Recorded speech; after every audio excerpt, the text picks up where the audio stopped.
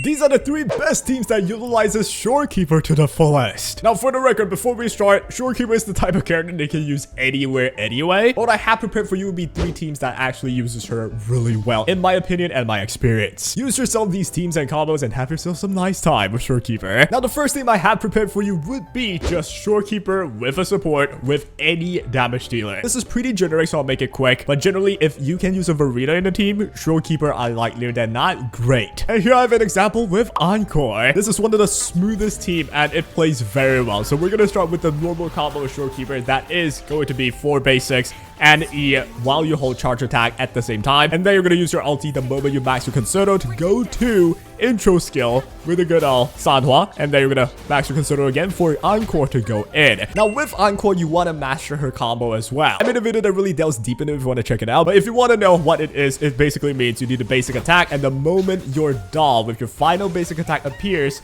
use your skill at the same time. It's the same idea as with Shorekeeper's hold charge attack into the E at the same time. All in all, you just want to save time, right? And just like that, we finish the DPS window, and that is a pretty good team. This is in fact one of the best teams for Shorekeeper because Encore, as someone that wants to stand on field for a while, she would prefer a lot more crit rate and crit damage too. Add on the fact that Shorekeeper's buff going for a long duration and the fact that Sanhua is just going to be on field for like 2 seconds, swap everything to Encore and she'll benefit fully while her ulti goes for 10 seconds, right? That is one of the best teams I've ever tried, and you would think any other team that has similar roles as Encore Sanhua would work the same, but I would say yes. However, beware that with Shorekeeper, you ideally don't want to run double DPS teams, like for example Changli and Jinxie together. Reason being, Changli's able to fully benefit from Shorekeeper's crit damage and crit rate buff both at the same time because you only get both of the second intro skill during the golden color of Shorekeeper's ultimate, which is why the idea behind this Encore team would be that she needs to stand on field for a long time anyway. You have all the buffs for her. It's actually a bit different than Verena because with Verena you don't care, you get the same buffs no matter who comes in, so everyone's fully benefiting from Verena no matter what. But in exchange, she does not give you crit damage, crit rate. And that is the team most people would directly go for. It's straightforward, but next off is something a bit unique in my opinion. This second team that I'm talking about on screen here will actually feature Havoc Rover. Now it is technically still the same logic, but I would especially point towards Havoc Rover here. Some people may forget, but with Shorekeeper you actually have an inherent skill that gives Rover energy regen as well. This is pretty unique because Shorekeeper technically just singled out only the Havoc Rover that actually gets some random energy regen, right? And for our favorite MC, she actually needs quite a bit of energy regen to consistently make sure you have your ulti up. Now certainly if you play differently, it does not have to be the case, but if you want a cycle like this where you start with Shorekeeper, do the normal combo first. Go for ultimate to max the Concerto and start that DPS window, right? And here comes Sanhua, just 3 seconds into the field, and boom, we can get out after that into Havoc Rover. This is where you would have max energy, at least on the first time you come into Tower University, right? And generally how you want to use her is you want to get into your Umbro state and then do all your combos and then do your ult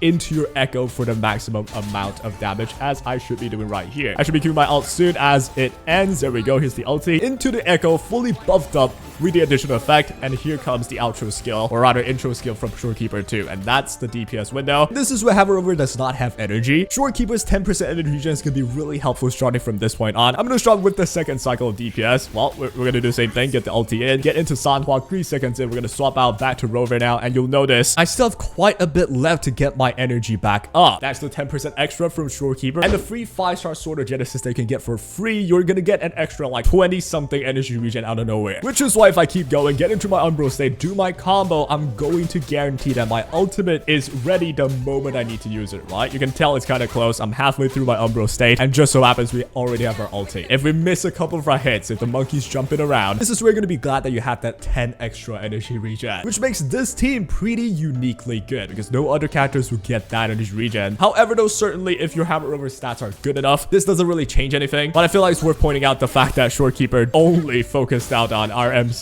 Well, when you read the lore, you can probably tell why. They're kind of just in love with each other, and that would be the second team that I can point out as one of the best teams for Shorekeeper. You utilize everything that she has, and again with Havoc Rover, she needs to stand on field for a long time, while Sanhua does not need to be on field that long, meaning that Havoc Rover will benefit fully from Shorekeeper's buff. Not to mention, if you looked at my damage, that was not good, right? Well, firstly, my stats aren't that great yet. And of course, I don't have the max chain yet. I've not gotten through the grind up yet, but I will soon. So yes, for any Havoc Rover mains, Shorekeeper is going to give you that unfair advantage that no one else would give you. Realistically, also helps you convert more stats into your, say, damage, right? And yeah, this is genuinely one of my personal favorites. I love Havoc Rover, and I love this team as well. Moving on, though, we have quite the weird team, actually, but it just did really good for me. A lot of people would think, well, Jinxie and the same spectral element Shorekeeper would just be terrible for each other, right? And honestly, that's true. If you want to be a spectral buffer, you might as well just use Verena that also has coordinate attacks. But through my testing experiments, a team like this would work out fine. The entire idea is the fact that the sub DPS or support, we have JG right here, supplies enough coordinate attacks and multi-element factor into this team that Jinxie just maxes out her forte every time. The sad part is, well, you kind of need a Jeji, right? However, though, this is by far the best team I've ever played with, just for the fact that, for me, Shorekeeper has the failsafe where if I get hit, I can evade, and that counts as a perfect evasion. That actually shortens the time sometimes, and it gives you leeway for mistakes. But as you see, it's a pretty simple team, right? Shorekeeper does the normal damage,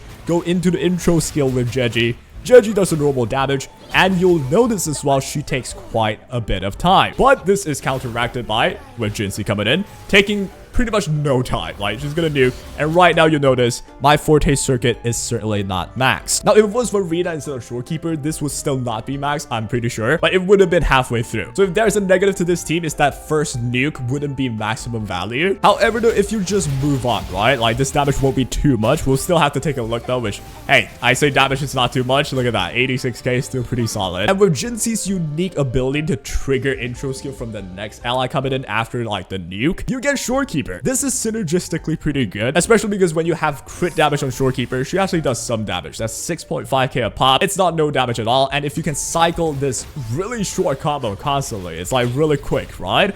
You can actually rack up quite a bit of damage, not just from Jinxie, but even through Shorekeeper. But yeah, this will be the second cycle, and from this point onwards, with the help of especially Jeji's coordinated attacks and ice element, we'll definitely be able to max out the forte bar on Jinxie. And as you look, she already has max forte bar. This will always be the case if you keep, like, you know, continuing with the cycle. You see one really good coordinated attack supporter, which the best one right now is Jeji. Anyone else would have a worse time than Jeji in this case, which is just unfortunate truth, but well, that's what you expect from the best support for Jinxie in Jeji, right? If you want someone to replace for Jeji, you could think of, say, more Tefi. You can also think of even Yuanwu, but overall, the damage will still be lower than this team for sure. But otherwise, this is one of the fastest and smoothest team ever with a lot of invincibility frames, just for the fact that the amount of ults and animations you have is a lot. And there's a lot of movement as well, especially with Jinxie, with Jeji. You can sometimes just evade everything. And even if you get hit, you got Shorekeeper's failsafe. Get hit, come back with the recovery into the perfect touch anyway. And this run certainly ended with a 3-star clear for sure, no problem. And for me, that is my personal favorite team that I think is one of the best, if not the best. However, I think it's only good because of Jinxie being too broken anyway. Can you just use Verena instead? Absolutely. But I actually love Shorekeeper more because of how easy it is for her to use. But hey, in the end, that's based on preference. And do remember, you can use Shorekeeper in practically any teams. It's not like you can't use dual DPS teams. They just don't benefit fully from her, like, both crit damage and crit rate buff. One of the DPS will not be having that, right? So if you say go Changli Jinxie, Changli will only get a crit rate buff, not the crit damage buff. You can think of that as a bit of a waste, although in the end, you're still gonna benefit fully from your other DPS. Let's say Jinxie come in, you still get the double crit buff. So overall, there's no losing with Shorekeeper. She can be used anywhere. Insane character. And those are the teams that I think you'll have a fun time testing out, especially the Encore and the Havoc Rover teams. I'm having so much fun testing them, and I hope you do too. And hey, if you learned something, give the video a thumbs up. And that will be all for today. More Wuthering Waves content coming your way. And that will be all for today. If you guys enjoyed,